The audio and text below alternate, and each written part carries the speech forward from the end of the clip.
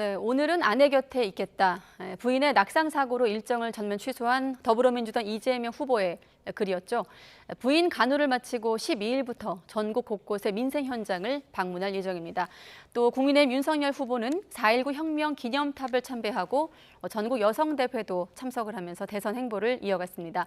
내일은 전두환 옹호 발언과 이른바 개사과 파문을 사과하기 위해서 광주를 방문할 예정입니다. 나이트 포커스 오늘은 최창렬 용인대 교수, 또 이기재 동국대 겸임 교수 두 분 나오셨습니다. 네, 안녕하십니까? 안녕하세요. 네, 안녕하세요. 네, 대선 후보 행보부터 살펴보도록 하겠습니다. 앞서 제가 언급했듯이 이재명 후보 부인 김혜경 씨가 자택에서 사고를 당해서 입원을 했고 그 간호를 위해서 이재명 후보가 오늘 일정을 다 취소했습니다. 예. 오늘 일정이 중요한 게 많았거든요. 전국 여성대회, 뭐 이른바 여심하고 관련되는 네. 행사도 있고 청년 소방관들 만나는 행사도 있고 그랬었는데 일단 부인이 이제 다쳤으니까 남편으로서 당연한 거죠. 그거는 뭐 대선 후보다 아니다 뭐 이런 차원의 문제가 아니잖아요. 많이 다친 것 같아요. 응급실에 실려갔다라는 거 보니까. 그러니까 당연히 뭐 행사도 행사입니다만 행사 취소하고 아내 곁에서 전 간호하는 게 당연하다고 생각합니다. 예. 네. 예, 그렇겠죠. 그리고 뭐 옛날에는 뭐 그 옛날 정치인들 같은 경우는 뭐 집안에 뭐 일이 있음에도 불구하고 공적으로 일하는 거를 자랑으로 했다면 요즘은 굉장히 그 가정적인 남자들을 선호하기 때문에 네. 대선 후보라도 뭐 부인이 다쳤다면 당연히 옆에서 간호해야 된다고 생각합니다. 네. 사실 뭐 이 평론가 자격 아니고 그냥 단순히 이 안을 평가하시기 쉽지 않으신 것 같아요, 두 분 다. 네. 그게 아니고 이제 네. 그게 정확한 그 사고의 내용을 모르니까 일단 지금 현재 민주당 쪽에서 얘기하는 거는 뭐 새벽 1시에 뭐 낙상을 해서 네. 어지러움과 구토증을 이제 호소했다고 하는데 그 내용을 저희가 잘 모르니까 그에 대한 평론을 하기는 어렵다고 네. 봅니다. 사고의 크기를 예상할 수 없기 때문에 자, 오늘 말씀하신 대로 또 전국 여성대회에서 여성 표심을 좀 잡기 위해서 대선 후보 확정된 이후 후보들이 좀 조우할 예정이었는데 이제 이 일로 무산됐습니다. 오늘 이 자리는 좀 대선 후보들에게 어떤 상징성을 갖는 자리가 되었을까요?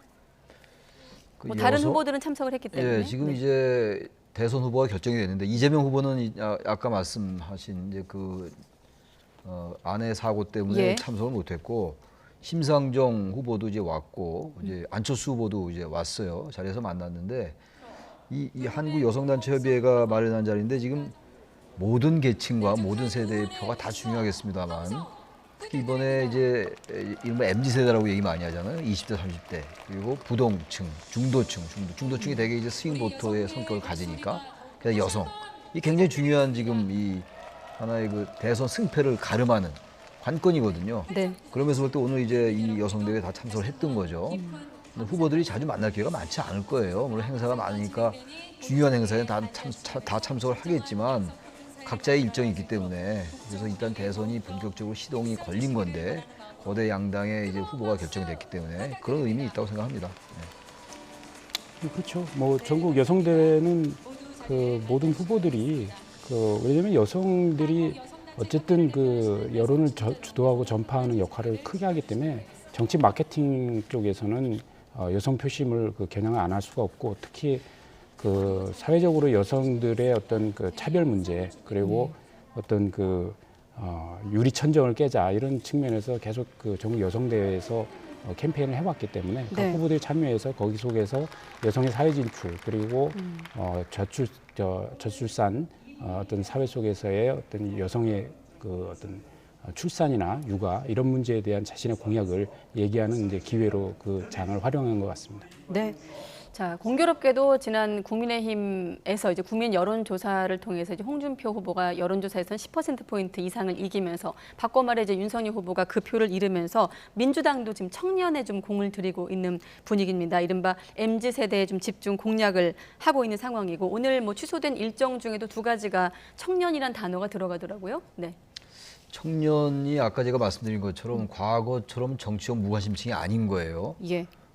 지난 그 4월 달에 서울시장 선거에서 20대가 상당히 영향력을 많이 발휘했어요. 오세훈 시장이 이기게 된 데는 20대의 과반 이상이 오세훈 후보를 지지했고 또 30대의 그 과반 이상도 또 오세훈 후보를 지지했어요. 물론 이게 이제 그 출구조사에 의해서 그래요. 출구조사 결과는 그렇게 나오는데 과거처럼 이제 그 MZ 세대라는 20대, 30대층이 특정 어떤 그 이념 성향에 이게 치우치지 않고 있다는 얘기예요. 과거에는 대체로 젊은 층들이 진보 성향을 가지고 있었는데 네. 지금은 확연히 바뀐 것만은 틀려 보입니다. 여러 가지 통계 자료라든지 여론조사를 볼 때 다시 말하면 어떤 그 특정한 이념이나 특정한 정당에 완전히 정체성을 갖는 이러한 세대가 아닌 거예요. 그러니까 어떠한 이슈나 현안에 따라서 얼마든지 지지 의사를 바꿀 수 있는.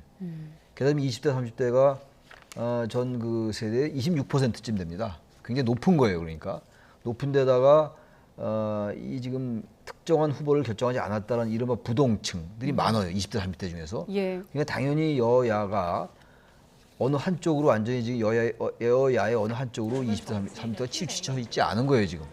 그러니까 그러다 보니까 아까 뭐 여성도 얘기 나오고 이제 중도층 얘기도 나왔습니다만 이 20대, 네. 30대가 정말 이번 선거에서는 어느 때도 중요했습니다만 가장 중요한 세대로 떠올랐다라는 그런 측면에서 볼 때 양 정당이 공을 들이고 있는 거죠, 지금. 네, 지금 이 후보 직속 기구로 청년 플랫폼이란 기구도 신설을 했고 민주당 같은 경우도 지금 국민의힘 대선 경선 이후 야권 안에 어떤 내용 조짐을 좀 파고들면서 공세를 이어가고 있고 청년층의 탈당 움직임도 예의주시하고 있습니다. 관련 발언이 있거든요. 우원식 공동선대위원장 발언 한번 들어보도록 하겠습니다.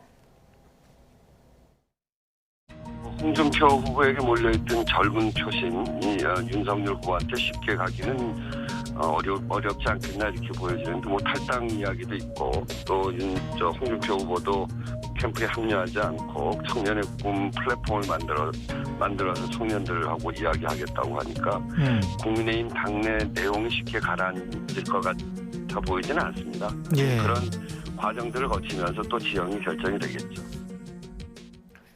네, 기억하시겠지만 민주당 경선 때도 이낙연 후보가 이제 물러나면서 그 표심, 이낙연 후보를 향했던 표심이 어디로 갔느냐에 대한 의문이 있었는데 이번에 홍준표 후보에 대한 지지층의 윤곽은 조금 더 그때보다는 드러나고 있는 것 같습니다. 어떻습니까? 여당과 지금 이 후보의 이 청년층을 위한 메시지 어떻게 좀 해석하고 계십니까? 우선 청년 같은 경우는 뭐 아까 최 교수님 말씀하셨지만 지금 이 사회의 어떤 그 공정 문제에 대해서 굉장히 그 예민합니다. 그렇기 때문에 네. 지금 뭐 당장 이 청년 세대가 지금 처한 일자리 부족 문제라든가 그다음에 내 집 마련 자체가 어려워져서 그 연끌을 해서도 어려운 상황이 돼버렸기 때문에 그런 여러 가지 지금 사회에 대한 불만이 좀 고조되어 있고 그런 가운데 특히 이제 그 20대 그 남성층 같은 경우는 또 오히려 이제 빼미 그 논쟁에서 이 반빼미적인 어떤 정서를 심하게 갖고 있기 때문에 홍준표 후보가 사실은 여가부 폐지를 주장을 했었거든요. 그거에 20대 남성들이 굉장히 뜨겁게 호응했고 뭐 그런 결과로 이제 홍준표 후보에 대한 이제 적극적 지지가 있었는데 우선 어쨌든 홍준표 후보가 이제 윤석열 후보에게 패했는데 그 이후에 지금 최근 여론조사 나오는 거는 좀 이따가도 이제 말씀드리겠습니다만 네. 어쨌든 20대 지지층들이 그래도 윤석열 후보에 대한 지지를 표시하고 있습니다.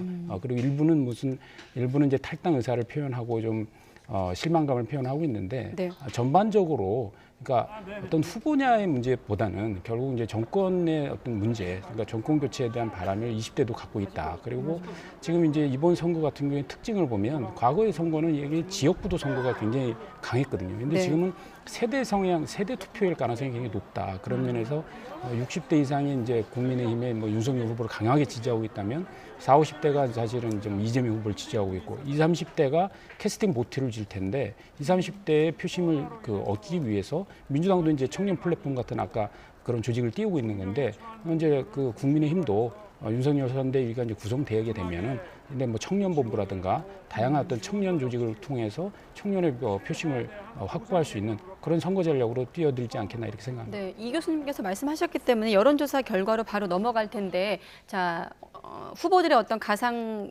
후보들의 대결 말고 연령별로 지지도를 놓은 걸 먼저 좀 보여주시죠. 연령별로 언급을 하셨기 때문에, 네. 먼저 윤석열 후보에 대한 연령별 지지율을 보도록 하겠습니다. 어떻습니까? 뭐 이른바 컨벤션 효과를 반영한 결과일까요? 일단은 지금 후보들 양당 모두 눈독 들이고 있는 젊은층 표심이 일단은 윤 후보에게 좀 쏠리고 있어 보이거든요. 지금 이 경선이 끝난 지가 며칠 안 됐잖아요. 네. 5일 날 지난 이제 금요일이었잖아요. 며칠 네. 안 되고 지난 민주당 경선 때는 컨벤션 효과가 없었죠. 오히려 어떤 여론조사는 뭐 이재명 후보가 하락한 것도 네. 나왔는데 지금 이제 이 국민의힘 지금 보시는 것처럼 국민의힘의 윤석열 후보는 연령별로 전부 이제 오른 상태예요. 네, 그러니까 특히 20, 30대가 네, 20, 30대가 많이 올랐죠. 네, 그러니까 뛰죠. 그 아주 그 컨벤션 효과의 덕을 톡톡히 보고 있는 거죠. 근데 모르죠. 이게 이제 앞으로 어떻게 바뀔지 전혀 알 수 없어요. 지금 네, 그럼 이재명 후보에 대한 지지율도 같이 보여주시죠. 네. 이재명 후보는 오히려 또 떨어졌어요. 또 지금 이제 여기서 잘 안 보이는 20대의 경우가 좀 이제 네. 그 지지율이 2.8% 떨어졌거든요. 포인트 하락을 했고요. 30대는 좀 오르긴 올랐습니다만, 그러니까 이런 걸로 봐서는 20대, 30대가 제가 아까 부동층이라고 말씀드렸잖아요. 네. 어떤 정당에 대한 정체성 이렇게 대단히 약한 세대예요. 그러니까 다시 말하면은 정당을 얼마든지 바꿀 수 있는 그런 세대거든요. 그러니까 보수와 진보란 이런 이념적인 것보다는 실용주의에 입각한 그런 투표 성향을 보인다라고 우리가 볼 수가 있어요. 네.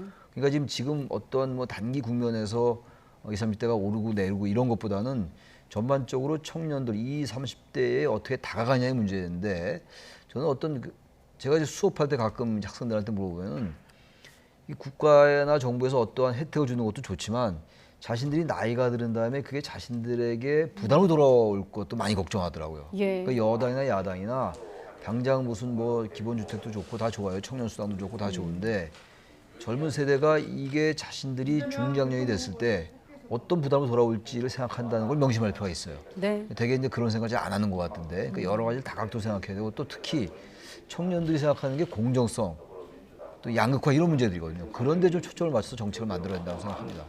예. 네, 알겠습니다. 자, 지금 앞서 그 연령별 지지율을 먼저 보여드렸는데 이번에 이제 후보들을 모아놓은 사자구도로 모아놓은 결과를 좀 보여주시죠. 자, 결과는 아까도 마찬가지입니다만 10월 4주와 11월 2주차를 지금 비교한 결과인데 이 두 주간의 사이에서 이제 국민의힘 후보로 윤석열 후보가 확정된 건 아니겠습니까? 네, 교수님은 어떻게 보십니까? 그렇죠. 지금 리얼미터 조사인데 거의 11.8% 정도, 그러니까 한 12% 차이 나네요. 지금 현재 이 표는. 그리고 지금 어쨌든 5일날 윤석열 후보가 후보 확정된 이후에 5개 여론조사 기관에서 조사가 나왔는데 예. 거의 4%에서 11.8%까지 거의 전체적으로 윤석열 후보가 이기는 선거 결과가 나왔고, 그리고 윤석열 후보는 이전에 그 경선 때에 비해서 적어도 한 10% 이상의 지지율 상승이 있었다, 이렇게 볼 수 있을 것 같습니다. 그래서 민주당과 달리 국민의힘의 경선은 컨벤션 효과를 확실히 얻었다. 그것은 일단은 우선 홍준표 후보와의 경쟁 구도가 치열했고요. 그다음에 민주당 같은 경우는 사실 계속 누적 투표 형식의 경선을 치러왔기 때문에 네. 어느 정도 후보가 예상돼 있는 상황이었고, 그런데 이제 국민의힘은 후보 예상이 사실 어려운 상황이었고, 네. 그러니까 당심과 민심이 이제 뒤바뀌면서 어쨌든 당심에서 이제 표를 얻은 이제 윤석열 후보가 되긴 했지만 전체적으로 정권 교체 열망이 높다 보니까 결국 어떤 후보냐의 문제보다는 어떤 후보가 결정됐기 때문에 다 결집해야 된다, 이런 결집 효과들이 이제 작용을 하는 것 같습니다. 그래서 지금 현재 20대 같은 경우도 물론 이제 홍준표 후보를 지지했던 이제 측면에서 탈당 이슈가 있긴 하지만 전체적으로 이제 여론조사 결과에서도 나오듯이 대다수가 윤석열 후보에게 표를 던지는, 지지를 던지는 이런 양상을 보이고 있거든요. 그래서 네. 앞으로도 뭐 이 현상은 좀 더 지속될 가능성이 높다, 이렇게 전망할 수 있을 것 같습니다. 네, 그런 컨벤션 효과 속에 이제 윤석열 후보 앞으로 중도 확장을 위한 어떤 시도들을 할 테고 경선 과정에서 있었던 어떤 논란에 대한 또 수습도 해나갈 방침인데 그 가운데 하나가 이제 광주를 방문하는 것 아니겠습니까?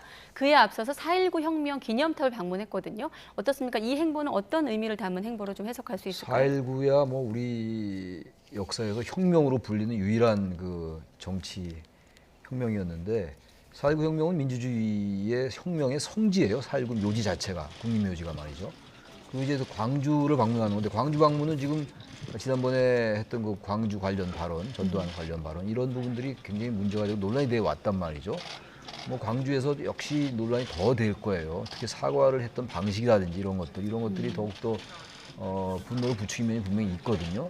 그러니까 이제 광주를 방문하기 전에 4.19 국립묘지를 방문했다는 것은 민주주의를 수호하고 법치를 끝까지 수호하겠다는 이런 의지를 담으면서 광주를 가겠다는 거거든요. 그런 논리의 연장에서 광주를 가서 이제 광주 관련 발언 그리고 전두환 관련 발언을 사과하겠다는 건데 네. 문제는 이제 광주의 시민들이 과연 이것을 어떻게 받아들일까의 문제라고 생각해요.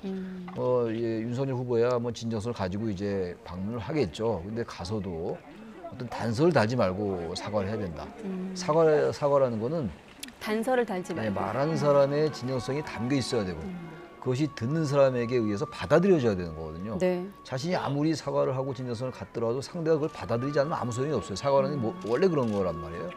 그래서 어떤 단서나 다른 얘기를 하지 말고 진정성 있게 자신과의 대화하면서 4.19 국립묘지를 방문한 그 정신을 가지고 가서 사과를 하면 호남의 우리 국민들도 어느 정도는 이해해 주지 않을 거라고 생각하는데 네. 역시 진정성 있는 사과가 중요하다고 생각합니다. 또 후보 본인도 물론이고 뭐 캠프에서도 고민이 많을 텐데 일단은 광주 시민단체 뭐 반발이 거센 상황이고 가짜 사과 필요 없다는 분위기 때문에 사과의 수위도 관심을 모으고 있습니다. 교수님은 어느 정도의 사과가 좀 있어야 된다고 보십니까? 무슨 뭐 사과를 하시는 사람의 입장이 아니라 받는 사람의 입장에서 볼 때 어쨌든 용서를 할 때까지 사과를 해야 되는 걸 보고 네. 우선 일단 국민들도 그 소위 얘기해서 전두환 옹호 발언이라고 하는데 그 당시 상황이야 그 취지에 대해서는 어느 정도 알고 계시더라고요. 뭐냐면 뭐 윤석열 후보가 정두환의 쿠데타라든가 5.18을 옹호했던 건 아니지 않습니까? 단지 그 당시에 이제 전두환 대통령 시절에 김재익 청와대 경제수석 같은 이런 좀 훌륭한 사람들을 좀 잘 써야 된다. 적재적소에 사람 잘 쓰겠다. 이 얘기를 하려고 하는 거를 이제 전두환이 정치 잘했다. 그 5.18 빼고는 뭐 이렇게 얘기하면서 이제 문제가 됐던 거기 때문에 네. 뭘 얘기하는지 알겠다. 그러나 어쨌든 경우라도 지금 뭐 이번에 노태우 대통령 이제 서거해갖고 그에 대한 이제 역사적 평가도 있었지만 지금 전두환 대통령 전혀 그 5.18에 대해서 뭐 사과도 안 하고 계속 아직도 소송 중에 있는 그런 사건들이 있지 않습니까? 이런 예. 상황에서 어쨌든 전두환 대통령을 이제 언급하면서 뭘 잘했다고 얘기하는 것 자체가 5.18의 어떤 그 피해 당사자들한테 큰 상처가 될 수 있다는 것이 분명하기 때문에 저는 광주에 가서 정말 진심을 다해서 왜냐하면 윤석열 후보가 기본적으로 5.18에 대해서도 강하게 어떤 그 쿠데타 세력에 대해서 문제를 제기했던 것이 분명히 있기 때문에 저는 진정으로 사과를 하고 물론 이제 불미스러운 일이 일부 있을 수 있습니다. 예를 들어서 윤석열 후보가 지난번에 7월에 방문할 때도 그 대학생들이 또 이렇게 그 앞에서 뭐 반대 시위도 하고 했거든요. 네. 저는 또 불미스러운 일이 있을 거라고 생각하지만 그런 걸 다 참아가면서 저는 진정성 있게 사과를 하면 호남의 어떤 주민들께서도 받아들이지 않을까 이렇게 생각을 합니다. 네. 자, 대선 후보로 확정된 이후 이렇게 외연 확장, 봉화마을도 방문할 예정이고 하고 있는데 선대위 구성이 그렇게 쉽지만 않아 보입니다. 물밑 신경전도 벌어지고 있고 또 이준석 대표도 일부 인사를 이제 캠프 인사를 향해서 하이에나 파리떼 이렇게 칭하면서 공격하고 있는 상황인데 이제 김종인 전 비대위원장의 어떤 행보와 함께 선대위 구성, 국민의힘 어떻게 보십니까? 그러니까 선대위 출범이 지금 아직 굉장히 난제예요, 지금. 윤석열 후보는 가능하면 기존의 캠프를 유지한 채로 거기에서 이제 확대해서 이제 선대위를 출범시키겠다 이런 이제 생각이고 네. 김종인 전 비대위원장은 일단 캠프를 전면 해체하자. 뭐 해체까지는 아니라 하더라도 완전히 새롭게 선대위를 제로 베이스에서 출범시키자는 그런 생각이기 때문에 전혀 좀 다르단 말이에요. 근데 이제 윤석열 후보 캠프 시절에 초반부터 좀 캠프 관련 인사들, 캠프 일부 인사하겠습니다만 일부 인사들의 발언 같은 것들 때문에 상당히 논란이 좀 있었어요. 뭐 다들 기억하실 겁니다. 네. 굳이 그걸 여기서 얘기할 필요는 없을 것 같고 그리고 나서 또 이 캠프가 대단히 메머드급으로 이제 꾸려지면서 국민의힘 의원들이 사실상 거의 그쪽에 이제 줄을 쓴 이런 결과였단 말이죠. 홍준표 후보 측이나 다른 후보 측에는 거의 의원이 별로 없었잖아요. 그러니까 이런 부분들이 좀 이제 중도층 유권자들이 볼 때는 좀 과거 정치처럼 비치는 면이 분명히 있어요. 의원들이 대거 글로 몰려가고 그래서 몰려갔다는 표현이 어떨지 모르지만 이른바 전두환 관련 발언이 있은 이후에도 국회의원들이 많이 거기 이제 합류했거든요. 그 캠프에. 그러니까 뭔가 제가 보기에는 객관적으로 볼 때 김종인 비대위원장, 전 비대위원장의 의견 좀 존중할 필요가 있을 것 같아요. 윤석열 후보의 생각이 전 나쁘진 않다고 봐요. 경선에서 그동안 고생했던 캠프 요원들을 배제한다라는 거, 그건 뭐 윤석열 후보의 성향상 받아들이기 어려울 거예요. 단 그러나 경선에서 성공한 캠프니까 놔둬야 된다는 말은 동의하기 좀 어려운 게 민심과 당심의 괴리가 있었거든요. 2007년도 이명박 후보와 박근혜 후보는 이명박 후보가 이겼습니다만 그때는 민심에서 이겨서 당심에서 이긴 박근혜 후보를 이겼던 건데 이번의 경우는 당심에서 이기고 민심에서 졌단 말이에요. 예. 그래서 11% 차이나. 근데 그걸 국민의힘 일부 인사가 뭐 역선택 이래서 또 이제 청년들의 반발을 샀던 건데 아무튼 경선에서 이기긴 이겼다 하더라도 민심에서 졌기 때문에 무조건 이건 경선에서 이긴 캠프니까 가지고 와야 된다 이렇게 얘기한 거 곤란하다는 거예요. 어법 자체가. 아무튼 거기서 최대한 같이 동지들과 함께 가야 된다. 네. 그러나 부족하면은 다시 보완하고 문제가 있는 사람은 어느 정도 배제할 수 있다라는 쪽으로 갈 때 이 오히려 이제 설득력이 있지. 무조건 다 가지고 와야 된다. 다 같이 데리고 간다. 이런 것들은 오히려 김종인 전 비대위원장에 의해서 받아들여지지 않게 되고 그렇게 된다면 이게 선대위 출범을 앞두고 갈등과 내용을 비칠 수가 있어요. 그거는 굉장히 선대위 출범을 앞둔 상태에서 선거 전략상 상당히 그 부정적 효과를 미칠 수 있다라는 거예요. 네. 그런 걸 윤석열 후보가 좀 과감하게 생각할 필요가 있다고 생각합니다. 당심과 민심의 괴리를 확인했기 때문에 경선 과정에서 이를 반영한 좀 선대위 구성에 윤석열 후보의 오히려 결단이 필요하다는 말씀이신데 이준석 대표도 조직보다는 실무 위주의 어떤 초소형 이런 선대위를 추구하면서 좀 의견차가 보이고 있거든요. 그러니까 이준석 캠프 대표 쪽과? 같은 경우는 뭐 본인이 당대표 선거 때도 진짜 혼자 다니면서 선거를 했지 않습니까? 거의 캠프가 필요 없다시 했는데 예. 사실 그 캠프 규모를 키우면 키울수록 그에 따르는 그 리스크들도 많이 있거든요. 그러니까 뭐 여러 가지 그 실언을 하는 캠프 관계자들도 나오게 되고 그래서 효율적이고 작은 캠프가 확실히 그 선거에서는 효과적일 수 있습니다. 하지만 그렇다고 해서 기존에 이제 활동했던 당의 이제 국회의원들이라든가 기존 캠프의 구성원들을 전부 다 또 배제시켜갖고 할 수는 없거든요. 결국 이제 선거라는 걸 한 명 한 명 다 품어가면서 세를 확대해 나가는 거기 때문에 결국 이제 가장 효과적인 캠프의 운영과 동시에 캠프 전체적으로 또 외형을 확장하는 이 두 가지를 잘 결합시켜 갈 수밖에 없다. 그리고 아까 김종인 위원장과 관련해서도 그런 거죠. 그러니까 김종인 위원장이 장점이 뚜렷하게 계시잖아요. 정무감독도 탁월하시고 큰 어른 역할을 하면서 캠프에 잡음 없이 딱 쥐고 가실 수 있는 네. 장점이 있는데 동시에 또 한편으로는 후보 입장에서는 너무 끌고 가시지 않을까라는 걱정이 있을 수 있고 또 홍준표 그 후보라든가 안철수 후보와의 관계가 또 별로 안 좋으시기 때문에 지금 뭐 윤석열 후보 같은 경우는 홍준표 후보도 안아야 되고 안철수 후보도 나중에 어떻게든 끌어안아야 되는 이런 관계에 있는데 또 김종인 위원장 때문에 또 그게 그 문제가 될 수 있기 때문에 결국 장점과 단점이 어느 거나 다 있는 거기 때문에 그것을 후보가 지금 굉장히 고민스럽겠지만 저는 슬기롭게 이 그 사이즈를 결정하고 그 본인이 판단했으면 나머지는 설득을 해야 된다. 그래서 어차피 후보 결정됐기 때문에 후보 네. 주도를 할 수밖에 없는 겁니다. 후보의 판단에 맞게 모든 그 나머지 구성원들은 그에 맞춰서 잘 팀을 짜야 될 것이라 이렇게 생각합니다. 자, 윤석열 후보 관련해서 이제 조금 정리해 보면 외연 확장 부분 다뤄봤고 또 선대위 구성 어떤 물밑 신경전 다뤄봤고 끝으로 이제 가족 관련 어떤 송사들이 좀 남아 있습니다. 재판이 진행 중인데 일단은 장모에 대한 모해 위증은 재수사 결론도 무혐의가 나왔고 부인에 대해서는 또 이력에 대해서 이제 허위 기재다 이런 게 여당 쪽에서 또 흘러나오고 있거든요. 윤석열 후보 입장에서는 이 부분도 좀 선결 과제 중에 하나일 텐데 어떻게 좀 전망하십니까? 가족 관련 이 부분은 본인하고는 문제가 본인 문제는 아니라 하더라도 가족도 굉장히 중요한 거거든요. 특히 대선 후보는 공인이기 때문에 네. 어떻게 보면 가족도 공인이에요. 바로 부인 같은 경우는 더한 거죠. 장모보다도. 사실 뭐 오늘 같은 경우는 김혜경 그렇죠. 씨가 뭐 사고를 당하긴 거의 했습니다. 가족이라는 게 공동체이기 때문에 뭐 경제 공동체는 물론이고 자신의 어떤 그 의사결정에도 상당 부분 영향을 미칠 수 있는 상황이란 말이에요. 그런데 아무튼 오늘 장모 그 최 씨의 그 모해 위증 의혹은 일단 불기소 결론이 났기 때문에 네. 이 부분은 상당히 부담을 덜은 거죠. 근데 이제 그 부인의 그 학력 지난 일입니다. 2007년도, 2014년도에 그 일이긴 해요. 그 겸임 교수로 이제 지원할 때 그 기재된 그 이력이 허위였다 이런 걸 이제 권인숙 의원이 이제 제기를 했는데 네. 그래서 이런 부분 지난 일이라 하더라도 이거는 윤석열 후보가 지금 주장하고 있는 게 공정, 상식, 법치 이런 거잖아요. 근데 만약 부인에게 이런 자꾸 허위 그 당시에 허위 이력을 기재하고 이런 것들이 자꾸 나타난다면 윤 후보가 얘기하는 그런 법치나 상식이나 이런 것들이 자꾸 빛이 바래질 수 있어요. 네.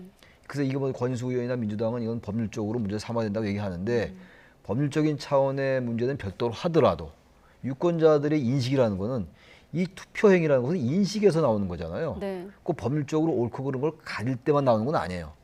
그러니까 유권자들이 어떻게 인식하냐 문제이기 때문에 이게 자꾸만 누적되고 이런 게 자꾸만 부정적으로 확산되면 굉장히 안 좋겠죠. 이재명 후보 같은 경우도 마찬가지거든요. 대장동 그 문제가 없다고 아무 주장하더라도 유권자들이 어떻게 인식하냐가 중요하듯이 네. 이 문제 같은 것도 마찬가지예요. 이 문제에 대해서도 있는 그대로 정확하게 얘기를 해라. 캠프는 아닙니다만 윤 후보 측에서도 이런 부분들을 자꾸 그렇지 않다라고 얘기할 게 아니라 팩트를 정확히 확인하고 네. 그런 다음에 국민들께 사과할 건 사과하고 이렇게 넘어가야지 이 부분조차도 자꾸만 다른 얘기를 하게 되면 제2의 또 전동할머니 나올 수가 있어요. 이건 있는 그대로 전공법으로 잘못한 거 있으면 잘못했다고 얘기하고 그게 오히려 선거 전략상 이런 상황에서 전략을 얘기하는 게 뭐 할지 모르겠으나 네. 굳이 따지면 전략상은 그게 옳은 길이라고 생각합니다. 저는. 네, 아까 말이 잠시 끊겼는데 그러니까 이제 대선 후보가 확정이 되면서 윤곽이 드러나면서 이제 이른바 후보들의 배우자에 대한 어떤 시선도 네. 쏠리고 있는 게 사실인데 김건희 씨 같은 경우 지금 이른바 그림자 내조라고 하고 있거든요. 언제 좀 모습을 공개석상에 드러내고 좀 글쎄요, 수면 위로 공개석상에 올라올 거라고 곧 보십니까? 드러내겠죠. 뭐 네. 최근에 이제 뭐 이런 여러 가지 얘기가 자꾸 나오니까 부담스러운 면이 있을 거예요. 네. 이게 부담스러운 면이 있다 하더라도 이제 뭐 시간도 지나고 뭐 같이 이제 나타날 수 있는 같이 이제 자리를 할 수 있는 그러한 공간들이 있을 거예요. 그것도 후보 부인이 뭐 항상 같이 있을 필요는 없다고 생각해요. 아무리 뭐 그림자 내조라고 하더라도 네. 또 과도하게 또 부인이 나타나는 것도 자리를 같이 하는 것도 유권자들의 성향에 따라서는 불편할 수 있다고요. 그러니까 어떠한 이게 이제 부부가 같이 자리를 할 수 있는 것 그런 것을 같이 해서 유권자들의 친숙함도 보이고 또 여성들 표도 얻고 이렇게 할 수 있는데 네. 이런 부분도 너무 과하게 저는 인식할 필요는 없을 것 같습니다. 같은 질문 드리면요. 궁금하긴 하거든요. 네.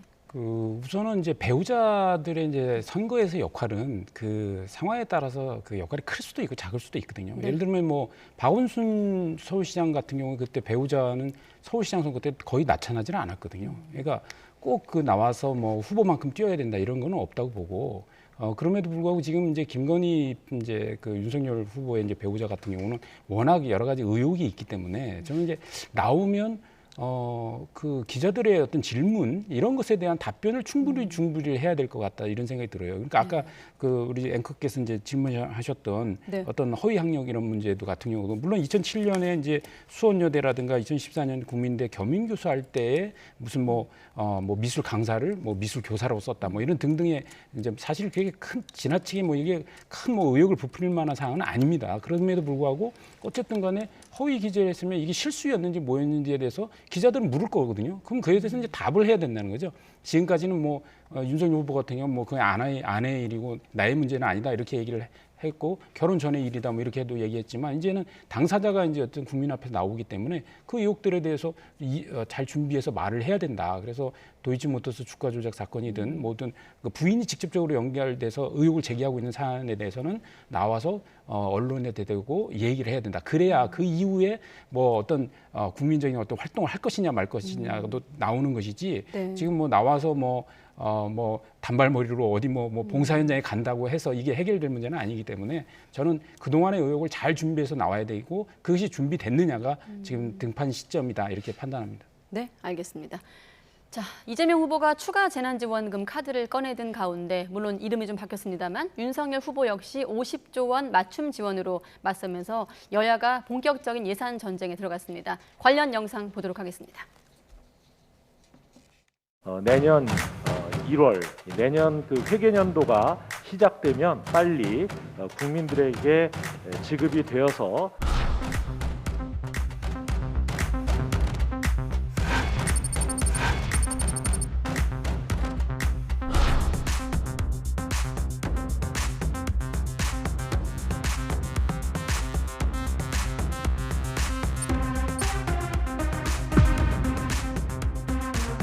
코로나 방역 지원금은 일상 회복의 길로 가기 위해 꼭 필요한 방역 물품 구입 시 지원하는 문자 그대로의 방역을 위한 지원금입니다.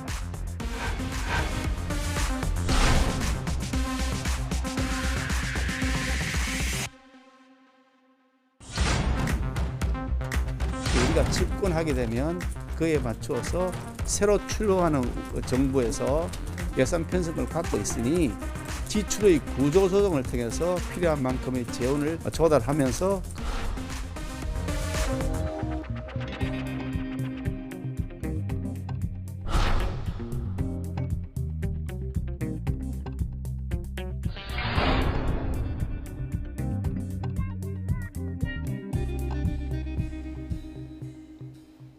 네, 대상과 좀 방식은 조금 다르지만 이렇게 코로나 예산 경쟁이 본격화하고 있습니다. 먼저 민주당 같은 경우는 앞서 말씀드린 대로 방역 지원금이란 이름으로 바뀌어서 이재명 표 재난지원금의 윤곽을 공식적으로 발표했습니다. 어떻게 좀 보고 계십니까? 평가하십니까? 그 재난지원금에서 일단 이름이 방역지원금으로 바뀌었어요. 네. 방역지원금의 명분은 이제 마스크라든지 여러 가지 뭐 이제 그 물품이 있겠죠. 근데 우선 생각나는 게 마스크인데 마스크 값이 그렇게 비싸진 않아요. 뭐좀 내려갔는데 아무튼간에 뭐 재난지원금이 됐건 방역지원금이 됐건 성격은 좀 비슷한 거라고 봐요. 네. 한때 또 이게 위로금 명분으로 지급한 적도 있었고 지난번에 국민의 이제 88%를 지급했잖아요. 근데 그때도 이제 전 국민에게 지급하느냐 아니면 이제 일정 부분 맨 처음 70% 했다가 또 88% 이제 왔다 갔다 하다 88%로 결정이 됐는데 그러다 이번에 이제 이재명 후보가 후보로 결정이 되면서 강력하게 이제 전 국민 재난지원금을 주장했던 거거든요. 그러니까 예. 이게 당으로서는 이 부분을 뒷받침을 안 할 수가 없죠. 그러면서 이렇게 결정이 된 겁니다. 근데 단지 하나는 우선 이런 게 있을 것 같아요. 재난지원금에서 왜 방역지원금으로 이름이 바뀌었나? 그러면 일단 돈을 받는 사람 입장에서는 뭐 방역이 됐건 재난이 됐건 크게 의미는 없어요. 근데 일단 민주당으로서 명분은 있는 거죠. 재난에 관련돼서 여러 가지 이제 논란이 있으니까 이거는 그렇지 않다. 이거 방역은 모든 국민에게 똑같이 가야 되는 것이기 때문에 지급한다. 이런 명분을 찾을 수 있는데 또 보기에 따라서는 중도층이나 그 좀 비판적인 입장에서 본다면 이름만 바꿔서 이 재난지원금 가지고 워낙 뭐 선별 지급이다 아니다 논란이 많으니까 이른바 이 프레임을 더 바꾸려는 게 아니냐라는 그런 생각을 줄 수도 있어요. 네. 그건 뭐 유권자 각자의 생각에 따라 다르겠습니다만 이런 부분들 내년 1월에 지급이 결정됐으니까 근데 여전히 지금 재난지원금에 대한 여론조사는 부정적인 게 좀 높은 것 같아요. 제가 이제 본 보도로 봐서는 네. 이따 나올지 안 나올지 모르겠는데 저희가 준비를 했거든요. 그럼 먼저 보여주시죠. 네, 그러시죠. 네. 여론조사 결과가 있는데 응답자 한 60%가 반대하고 있다라는 여론조사가 있긴 합니다. 네. 화면과 함께 또 교수님 추가적으로 설명해 주시죠. 예. 그러니까 그런 지금 재난지원금에 대한 지금 지금 그래프에 나오고 있는 게 하지 말라는 게 지금 60%나 돼요. 그러니까 재난지원금은 전 국민에게 주니까 일단 돈을 받으면 나쁘지 않은데 좋은데 국민들은 역시 하지 말라는 여론이 높다라는 거예요. 전 그래서 이렇게 제가 항상 주장하는 게 양쪽이 첨예하게 논리나 명분이 엇갈리는 경우 이런 부분들은 국민의 여론을 좀 따르는 게 좋아요. 민주주의라는 제도가 원래 그런 거거든요. 전 그래서 뭐 지금 이 자리에 질문은 없습니다만 특검도 그렇고 대장동 관련 특검, 고발사주 의혹 특검도 그렇고 이런 민감한 부분들 재난지원금에 대해서 워낙 여야가 생각이 다르잖아요. 선별지급이 맞다, 뭐 보편지급이 맞다 그러니까 이럴 때는 여론을 좀 참작을 해라. 그 말씀 드리고 싶은데 어쨌든 결정을 했어요 여권에서. 네. 그러니까 이게 또 어떻게 반영이 될지 또 일단 뭐 지켜봐야 될 것 같긴 합니다. 자, 그러면 여당 설명도 한번 들어볼까요? 윤호중 원내대표 얘기를 한번 들어보도록 하겠습니다. 네. 국민의 일상 회복과 개인 방역의 지원을 위해 전 국민 위드 코로나 방역 지원금의 지급을 추진하고자 합니다. 이 전 국민 위드 코로나 방역 지원금은 내년 예산에 반영하여 내년 1월 내년 그 회계년도가 시작되면 최대한 빨리 국민들에게 지급이 되어서 개인 방역에 힘쓰고 계시는 우리 국민들의 방역 물품 구입과 그리고 일상 회복을 지원하게 될 것입니다. 여기에 소요되는 재원은 올해 초과 세수분이 예상되고 있기 때문에 그 초과 세수분을 납부 유예해서 내년 세입을 늘려서 이 충당을 할 수 있을 것으로 예상됩니다.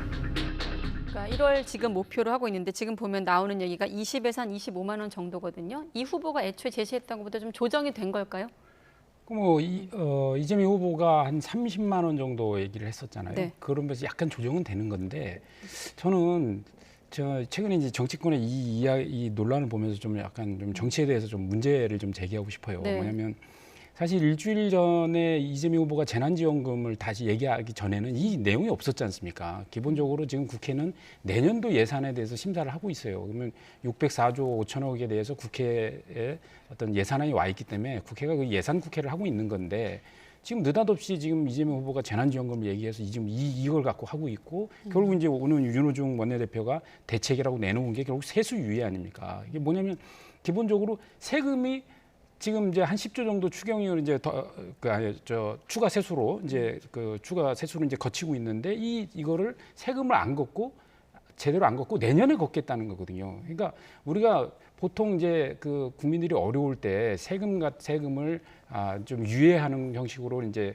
한 사례들은 많이 있지만, 네. 그러니까 당연히 걷어야 될 세금을 어떤 내년에 쓰기 위해서 재난지원금 명목으로 내년에 쓰기 위해서 이번에 걷지 않고 다음으로 연기한다. 이런 사례가 없어요, 사실은. 그래서 저는 굉장히 편법적으로 국회가 예산을 좀 운영하고 하려고 하고 있다. 그리고 그게 이제 올해 세금을 걷게 되면 이 세금을 국가재정법에 따라서는 공적자금 환수라든가 국채 상환이라든가 그다음에 지방 교부금으로 추가 세수는 그 잉여금을 쓰게 돼 있거든요. 그러다 네. 보니까 이거를 이제 편법으로 이제 유예시키는 건데, 저는 대통령 후보가 된 이제 여당의 후보 때문에 말 한마디에 국회가 이렇게 장단을 맞추는 이런 이 모습이 너무 보기 좋지 않다. 그리고 만약에 이런 방식이라면 만약에 이재명 후보가 집권을 할 때 국회는 이런 역할만 할 것인가? 그리고 국회라는 건 결국 이제 정부의 예산 같은 경우도 정확하게 감시하고 견제하고 이런 역할을 해줘야 되거든요. 네. 근데 국회가 오히려 말 한마디에 이걸 어떻게 편법적으로 운영해서 돈을 마련해 줄 것인지에 대한 계획과 대안을 세우고 있는 모습이거든요. 이거는 국회 기본 기능 자체가 완전히 잘못된 것이다. 이런 점을 좀 지적을 하고 싶습니다. 네, 교수님은 지금 국회의 기능을 지적하셨는데 시간 관계상 지금 국민의힘이 지금 자영업자들에게 이제 50조 원을 그러니까 집권을 하게 되면 추경을 통해서 하겠다고 했거든요. 이 얘기를 듣고 나서 또 최 교수님 입장으로 넘어가 보도록 하겠습니다. 네. 정말 피해를 많이 입고 곤경에 처한 분들을 중심으로 해서 두툼하게 지원을 하고 그 지원도 역시 실해에 대한 보상 개념으로 가야 된다고.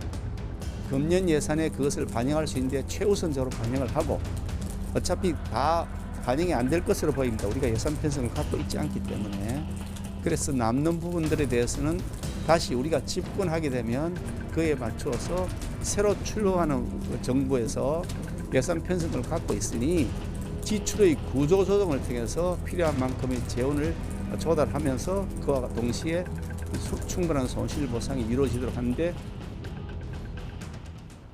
네, 어쨌든 물론 이제 재원 마련이 관건이지만 국민들 입장에서는 어쨌든 지원을 해주겠다는 거니까 반가울 입장이긴 한데 지금 홍남기 부총리 같은 경우는 둘 다 어렵다 이런 입장이고 지금 다른 대권 주자인 김동연 전 부총리도 둘 다 재정을 1도 모르는 소리다 이렇게 말을 하고 있습니다. 앞서 교수님은 국회의 어떤 정치적 기능을 비판하셨는데 더불어서 재원 마련까지 좀 평가하신다면 어떻게 보십니까? 근데 지금 여야 후보 모두 너무 이 선거를 의식하는 것 같긴 해요. 지금 여야 후보의 모든 발언이나 생각은 선거에 집중될 수밖에 없죠. 그걸 뭐라고 할 수는 없어요. 서로 네. 지금 매표행이라고 비판을 하고 있습니다만 전 그런 부분이 얼마든지 있다고 생각해요. 근데 단지 용어 자체가 매표란 말 자체가 대단히 부정적으로 들리긴 하는데 네. 윤석열 후보도 지금 윤석열 후보와 이제 이재명 후보의 차이는 윤 후보 야당은 지금 선별지급 쪽이란 말이에요. 피해 계층, 피해가 많은 층에게 강하게 많이 지급하고 5천만 원까지 얘기를 하더라고요. 굉장히 많이 지원하는 거 아니에요? 뭐 25만 원 이건 비교가 안 되는 거니까 손실보상의 차원에서 그 차이는 있는데 지금 재원을 어떻게 할 것인가는 야당도 여당을 많이 비판했잖아요. 네. 부채가 많이 늘어나는데 왜 이 부채의 속도를 생각 안 하고 왜 GDP 규모만 생각하냐고 비판했는데 이건 또 어떻게 설명할 거냐 이런 얘기예요. 그러니까 지금 선거를 앞두다 보니까 사후적으로 이제 집권하면 이제 하겠다는 건데 집권하고 나서 100일 동안에 50조 마련할 수 있을까라는 의구심이 않을 수 없어요. 그러다 보니까 이제 이 지금 윤석열 후보의 공약 지금 마련, 지금 재난지원금 지급하겠다라는 거 50조 선별 지급하겠다는 이것도 여당으로 하여금 또 비판할 빌미를 준 거죠. 네. 그러니까 이런 것들이 야당의 생각이 너무 다르잖아요. 그러니까 완전히 국회라는 거는 그야말로 지금 아까 우리 이 교수님 잘 지적하셨는데 후보들의 말 한마디에 좌우된 이런 상황으로 온 것 같아요. 예산 편성은 또 우리 이제 집권하면 이제 야당이 갖게 되니까 지금 야당이 여당이 되는 거니까 네.